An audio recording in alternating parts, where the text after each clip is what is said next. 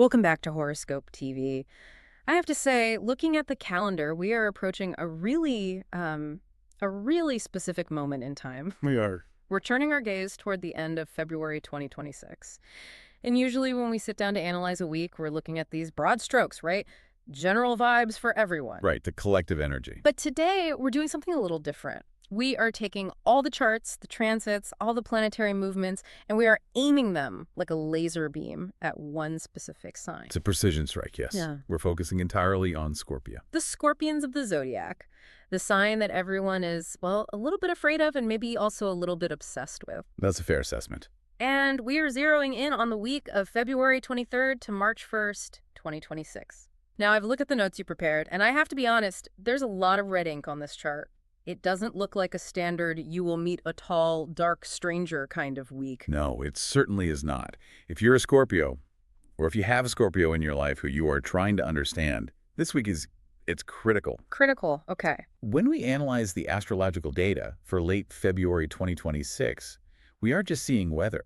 We're seeing a full-on climate shift. Wow. We have three distinct narrative arcs colliding at once. You have this deep, almost aggressive creative energy at the start. Okay. You have a massive retrograde pivot right in the middle of the week. The famous retrograde. And then, then you have the volatility. The volatility zone. Wait. I saw that highlighted in the outline. That is a phrase that makes me nervous. It should make you alert, but not necessarily nervous. It's a planetary square that acts like a spark in a powder keg. Okay, a powder keg. But here's the thing about powder kegs. They can blow up a bridge, or they can clear a path through a mountain. It all depends on how you handle the explosives. Okay, so we have creativity, a retrograde, which usually means things going backward, and an explosion. It sounds like the plot of a thriller movie, where the protagonist has to defuse a bomb while texting their ex. That is actually a shockingly accurate metaphor for this week. Oh, wow. But the mission here isn't to scare you, if you're a Scorpio listener. It's to give you the tactical map. The game plot. Exactly. Because the data shows that while there's massive internal pressure building up, there's a very specific, beautiful outcome available on February 28th. And what's that? It's what we call soulful connection. If you can navigate the minefield, the treasure at the end is actually profound. So our job today is to get you through that minefield. Let's start at the very beginning. The week opens on February 23rd and 24th. The theme you've identified here is navigating passion and retrograde reflection. That's it. But before the reflection part starts, there's this surge. What is happening on Monday and Tuesday? We open the week with a huge focus on your heart's desires. Now, for a Scorpio, desire isn't just, I want a cookie. It's visceral. It's deep. It's an all-consuming need. Yes, but the astrological trigger here is the first quarter moon on February 24th. I want to pause there. We hear so much about full moons, people turn into werewolves, high energy, all of that. And we hear about new moons planting seeds, it's low energy, but nobody really talks about the first quarter moon. What are the mechanics of that? Why does it matter so much this week? It's a great question. Think of the lunar cycle like a plant growing. The new moon is the seed deep in the dark soil. Total potential, but no action yet. Okay. The full moon is the flower in full bloom, right? Visible to everyone. It's the peak. The big reveal. The first quarter moon. That's the moment the sprout has to physically break through the crust of the earth. So it's resistance. It's the struggle. Exactly. Astrologically, it's a crisis of action. It's friction. The dirt is heavy, and the sprout has to push. It has to fight to see the sun. It has to fight. On February 24th, the moon is creating a precise geometrical angle, a 90-degree square to the sun. For Scorpio, this friction is happening between two very specific areas of your life, the 5th house and the 11th house. Okay, let's unpack the houses. I know they represent different stages of life or areas of focus. What are the 5th and 11th? So the 5th house is the house of private joy, creativity, and romance. It's pure me energy. My stuff. It's what makes your heart race when nobody else is looking. It's your art, your lovers, your hobbies, the things you do just for the sheer pleasure of it. And the 11th. The 11th house is the we energy. It's public life. It's your social network, your colleagues, the expectations of your community. So the group project. It's the team meeting. It's the group chat. It's the wider world's demands on you. Oh, I see where this is going. On Tuesday the 24th, these two things just slam into each other. They do. Imagine you're a Scorpio. You have this incredible passion project, maybe you're writing a novel, or you're obsessing over a piece of code, or you just want to stay in bed with a lover because you're in that deep oxytocin bubble. That's the fifth house. That is the fifth house pulling you in. Sure. But then the 11th house knocks on the door. You have a networking event you have to go to. You have a mandatory team-building exercise at work. Or you have a friend's birthday party that you promised months ago you would go to. And you feel pulled. You're completely torn. You feel torn. And for Scorpio, who values privacy so deeply, remember, this is the sign that keeps secrets. This first quarter moon can feel like an exposure. That's interesting. It feels like someone ripping the blankets off you when you're trying to sleep. It's irritating. That's the perfect word, irritating. So what's the trap here? If I'm a Scorpio feeling this tension on Tuesday, do I just bail on the party? Do I call in sick to the networking event? That's the instinct, right? To retreat to the cave. Yeah. To protect that private joy. Absolutely. But the first quarter moon demands action. Remember the sprout. If it doesn't push to the dirt, it dies. It stagnates. It rots in the ground. Yes. So if you stay in the cave on Tuesday, that beautiful creative energy turns into anxiety and resentment. The advice from the stars is to acknowledge the tension. You go to the meeting, but you carry that creative spark with you. How do you do that? You don't sever the connection to your private joy. You try to integrate it into the public square. Maybe you talk about your passion project at the networking event. Maybe you find a way to make the team-building exercise creative. So show up, but maybe wear your sunglasses inside. Metaphorically, yes. Protect your energy, but you have to participate. You have to break ground. Okay. So we survive the tension of Tuesday. We break through the soil, but then, we hit the pivot point. Wednesday, February 26th. They headline event. Mercury turns retrograde. The cosmic rewind button. Now, we talk about Mercury retrograde all the time in pop culture. Usually it's my computer crashed, Instagram is down, or my flight was canceled. The logistical headaches. Right. It's treated like a nuisance. Is that what we're looking at here? Just a bunch of technical difficulties? Those are always part of the package, sure. Mercury rules logistics, but we have to look at where it is happening. Location, location, location. For Scorpio, specifically this week, the retrograde is hitting that same sensitive area we just talked about, the fifth house. The house of romance, pleasure, and fun. Wait a minute. So it's not your email that's going backward, it's your love life. Exactly. And this changes the texture of the transit completely. When Mercury, the planet of communication and cognitive processing, reverses through the sector of romance, it forces a life review of your heart.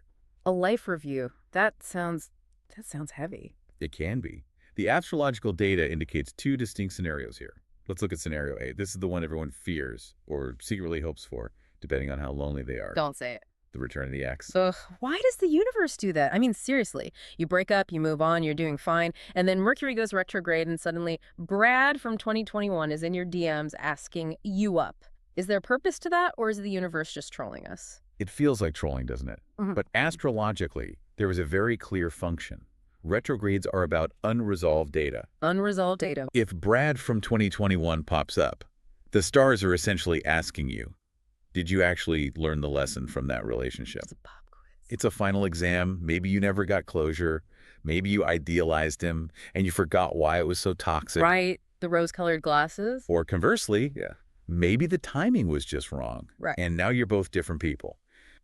The retrograde brings it back, not necessarily to restart the relationship, but to process the data, to close the file for good. So if an ex reaches out on Wednesday, don't assume it's a marriage proposal. Assume it's data processing. 100%. Yep. Keep your analytical hat on. But then there's scenario B. What if you're happily married? Or what if you're single and you've blocked all your exes? Does the retrograde just skip you? Yeah, what happens then? Not at all. It just turns inward, becomes about nostalgia. Oh. You might find yourself obsessing over a version of yourself from 10 years ago. Remember when I used to paint? Remember when I used to go dancing every Friday night? The ghost of the past isn't always a person. Sometimes it's a passion you abandon because life got serious. That's actually more profound. It's like grieving the parts of yourself you left behind. And reclaiming them. Yeah. That's the real insight here. This week isn't about moving forward into new loves. It's about retrieving the lost parts of your heart. It's an excavation. I love that. So we are digging up the past. We're feeling nostalgic. Maybe we're texting an extra... Which, by the way, don't do that. Please don't. A text is okay, but a meeting, no. But then the mood shifts again. We move from the slow, sticky nostalgia of Wednesday to Thursday, February 27th, and this is the day you flagged as dangerous. This is the volatility zone. What is happening on the 27th? What's the astrological alignment? We have a planetary aspect known as a square. A square is a hard 90-degree angle, that same friction we talked about with the moon, but this time the planets involved are much heavier hitters. Okay. We have Mars squaring Uranus. Let's profile these characters. Who is Mars in this fight? Mars is the gladiator. It's the planet of drive, aggression, libido, and action. Mars wants to go straight ahead, through the wall, if necessary. It is hot, it is dry, and it is incredibly impatient. And Uranus? Uranus is the mad scientist. It is the planet of sudden lightning strike change. It governs electricity, revolution, and chaos. It wants to flip the table just to see what happens to the plates. Wow. It is cold, electric, and completely unpredictable. So you have the gladiator fighting the mad scientist. That sounds messy. It is combustible. And here is the key for you, Scorpio. This battle is taking place in the fixed signs. You are a fixed water sign. What does fixed mean in this context? Does that mean stubborn? That's a good way to put it. Fixed signs are stabilizers. They hold their ground. Think of Scorpio as ice or a deep swamp. It doesn't move easily. Right, you're very rooted. Exactly. So when this immovable object, your Scorpio nature, gets hit by the unstoppable force of this Mars-Uranus square, well, something has to break. And the notes mention this specifically affects home and domestic life. Why there? Because of the houses involved. The transit falls squarely in your fourth house of home, family, and your deepest roots. This isn't usually a workplace disaster. It's a living room disaster. Okay, paint the picture for me. It's Thursday night. You're stressed from the retrograde nostalgia. You're trying to relax. What happens? The energy is erratic. You might be sitting there, perfectly fine, and then suddenly, snap! A fuse blows in the house. The boiler breaks. The washing machine floods. Uranus rules technology and electricity, and Mars rules heat and metal. So things overheat, things break. It's that kind of sudden, frustrating disruption. Or on a human level, if it's not the boiler. On a human level, it is a sudden, shocking argument. A family member says one wrong thing. Maybe they criticize that creative project we talked about from earlier in the week. And because of Mars, you don't just get annoyed, you explode. It's a scorched earth reaction. It is. Mars square Uranus doesn't do mild irritation. It does. I am packing my bags and leaving right now. It's impulsive. It's a rebellion against restriction. If you feel trapped at home on Thursday, you will try to break the cage. And that's the danger. Because impulses under a retrograde are almost always based on bad information and lead to regret. That's the crucial takeaway. If you feel a sudden blinding urge to burn a bridge on Thursday the 27th, don't. It is not clarity. It is planetary weather. It's not the thunderstorm. You don't sell your house just because it's raining. Exactly. Hunker down. The advice is strategic retreat. If you feel the temperature rising in an argument with a loved one, physically leave the room. Go for a walk. Do not engage. Okay, so navigate the tension, handle the retrograde ghosts, and don't explode when the boiler breaks on Thursday. If a Scorpio can survive all that, what is waiting for them at the finish line? This is the beautiful part. This is why astrology is a narrative, not just a list of bad news. The week resolves on an incredibly high note. On February 28th, which is a Friday, by the way. Ah, Friday, even better. We have a meeting of Mercury and Venus. Mercury and Venus holding hands. That sounds lovely. It is. It's a conjunction. They are in the same place in the sky. Mercury is communication. Venus is love, harmony, and grace. After the chaos of the square, this conjunction brings peace. It signifies deep kindness and, as we mentioned earlier, that soulful connection. A reward. It's the calm after the storm where understanding replaces conflict. So it really is a movie structure. The setup, the inciting incident, the climax, and the resolution. It truly is. I want to dig a little deeper into the specific areas of life because the general forecast is one thing, but how this plays out in love versus career is probably very different. Absolutely. Let's go back to love and romance. You said the retrograde is in the house of romance. We talked about the exes. But what about people currently in relationships? If I'm a Scorpio married to, say, a Taurus, how do I survive this week? Great question. If you are in a committed relationship, the retrograde manifests as rehashing. You know those arguments you thought you settled 3 years ago? Oh, yes. You never load the dishwasher correctly. Or deeper things. You never supported my career change back in 2022. Those old grievances, the ones you swept under the rug, they are going to bubble up. And they'll probably bubble up on Thursday the 27th. That's when the pressure cooker explodes. With that Mars-Uranus energy, the temptation will be to say, you know what, you haven't changed. This is hopeless. We're done. That feels very real. But the advice is to use the retrograde properly. Don't use the past as a weapon. Use it as a review. Ask yourself, why does this still bother me? What is the unresolved data here? So it's an internal job first. It has to be. If you can hold your tongue on Thursday, Friday the 28th offers a massive breakthrough. The Mercury-Venus conjunction allows you to explain your feelings without attacking. You can say, I feel hurt when this happens, instead of, you are an idiot and you always do this. That's the soulful connection you mentioned. It's about communication. Yes. For couples, finding common ground becomes significantly easier on Friday. You can look at each other and remember why you're together in the first place. And for the singles, you mentioned a soul pull on the 28th. That sounds intriguing. Yes. It is a complicated time to meet someone new because of the retrograde. Yeah. Usually, new relationships started under a retrograde tend to fizzle out Yeah. or become very, very complicated. Right. They're based on that past-looking energy. Exactly.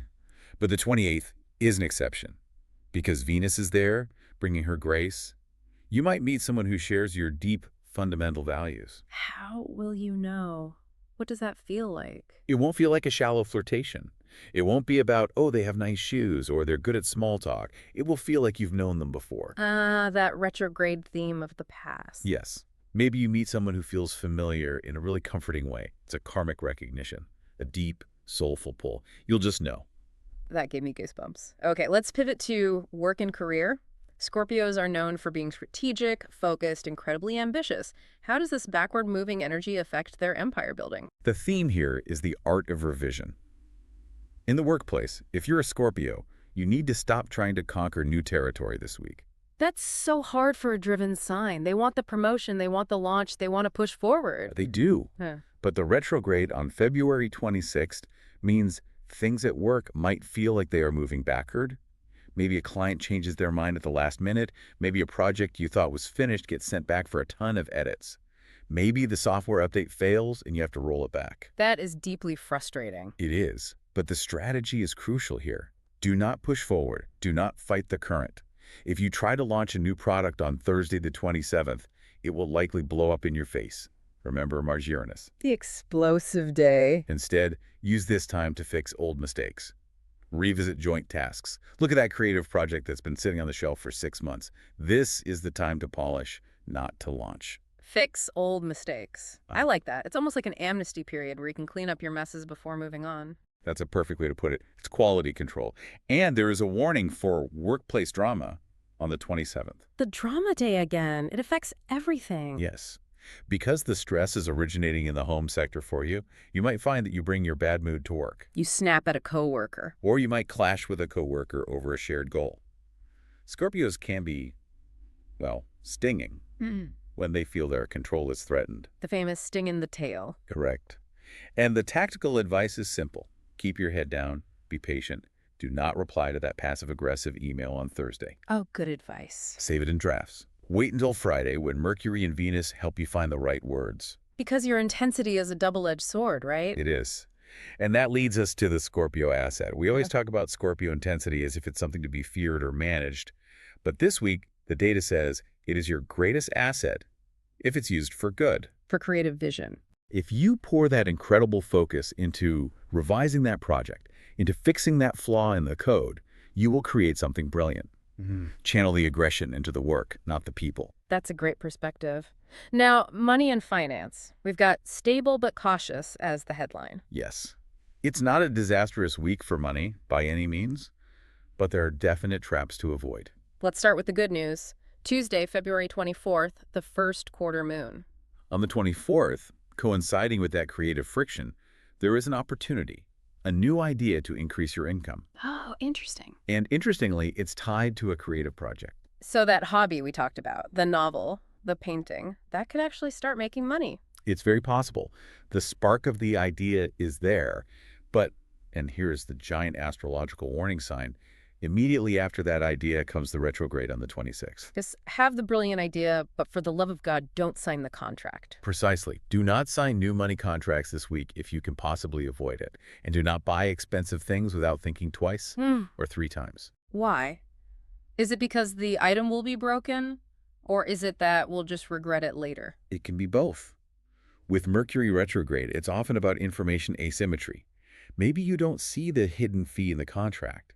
Maybe the item goes on a huge sale the very next week. Oh, that's the worst. Or maybe, with Uranus active, you buy a piece of technology that just doesn't work with your system. It's incompatible. It's just a headache. So retail therapy is a very dangerous game this week. Extremely dangerous, especially on the 27th. When we are stressed, and remember Thursday is high stress, we often try to soothe ourselves by spending. That I'm angry, so I'll buy this expensive watch feeling. I deserve this. I deserve this. Right. But then you get the bill, and the stress just doubles. The advice is keep the budget simple. Leave a buffer. Because with Mars square Uranus in your home sector, you might have that unexpected expense. The roof leaks. The car breaks down. You need cash on hand. But sticking with the pattern of this week, there's a boost at the end, on Friday. There is. February 28th. That Mercury-Venus meeting brings good news regarding a shared investment. Now, Scorpio naturally rules the 8th house of other people's money, things like inheritances, taxes, investments, spousal income. Okay. So the good news might not come from your own paycheck. So maybe your partner gets a bonus. Or a refund check you've been waiting for finally arrives in the mail. It's a small gain, most likely, but it restores your sense of security after a shaky week. I'm seeing a real pattern here. Tuesday is for ideas, Wednesday is for reflection, Thursday is for ducking and covering, and Friday is for celebration and connection. That is a very accurate summary of the astrological weather map. Let's talk about the body, health and wellness. For Scorpio, this is so often tied to the emotional body. You cannot separate the physical from the emotional for Scorpio. It's impossible. As a water sign, you store trauma and stress in the body. Specifically, Scorpio rules the reproductive system and the hips. When you're stressed, you get tight. So stress management isn't just a luxury for a Scorpio, it's a physical health requirement. It's essential. On the 26th, with the retrograde starting, there is a wave of nostalgia and sensitivity. Scorpios might feel heavy, sluggish, emotionally waterlogged. What's the prescription for that? Quiet meditation or relaxing hobby? Something to clear the mind.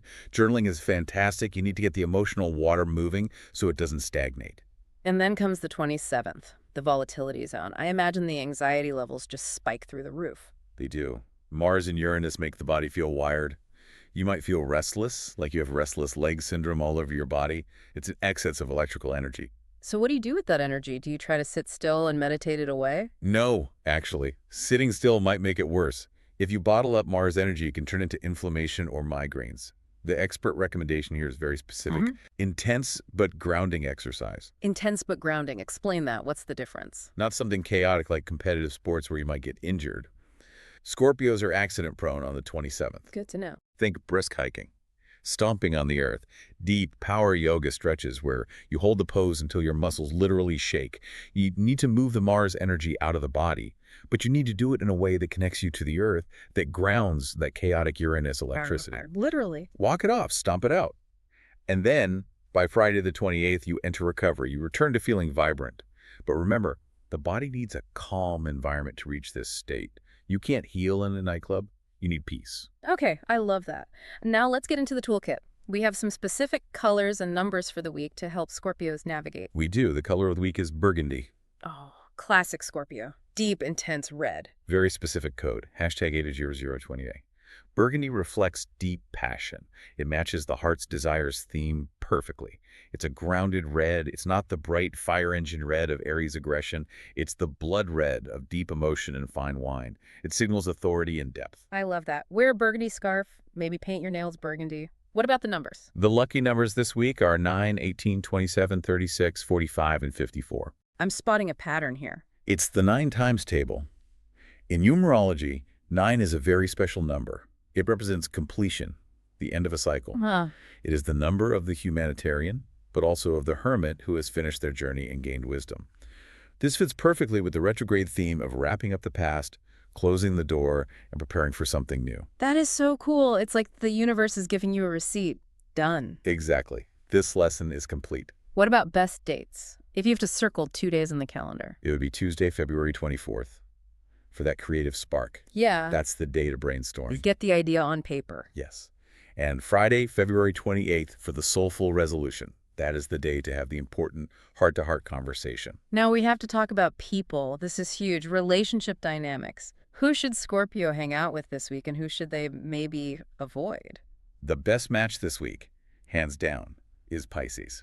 Water sign solidarity. It is the synergy of the deep emotional nature. Pisces is mutable water, they flow. Scorpio is fixed water, they contain. It's a perfect vessel. That's a beautiful image. And here's why it works during this specific retrograde. Pisces understands the need for reflection. They live in the past and the dream world half the time anyway. So if a Scorpio is crying about an ex from 2021, the Pisces isn't going to say, get over it. No. The Pisces will say, tell me more about the dream you had about them. They offer completely non-judgmental listening. They'll swim in the deep end with you. And critically, when things get wild on the 27th, Pisces is a sign that will stand by you in a crisis. They don't run from emotion. The chaos won't scare them off. They'll just offer you a cup of tea. Okay, so find a Pisces to ride out the storm. Who's the worst match? Who should you maybe put on Do Not Disturb? Leo? The lion. What? High fire and water. It's the fire and water, but it's more than that. Leo is also a fixed sign, just like Scorpio. Remember what we said about two fixed objects colliding? Stubbornness, a total impasse. Infinite stubbornness. But also, it's a clash of styles this week. Right. Leo is generally loud and performative. They want to be seen. They want the spotlight. Scorpio, especially this week, is trying to be deep, secretive, and introspective. It's look at me versus don't look at me, look at my soul. Precisely. And on February 27th, with that Mars-Uranus energy, the risk of a power struggle is huge. Disagreements over goals, over who is in charge. Leo might seem too dramatic or too focused on outside attention, which triggers Scorpio's deep-seated jealousy or judgment. And Scorpio might seem too moody and secretive to the Leo. Right.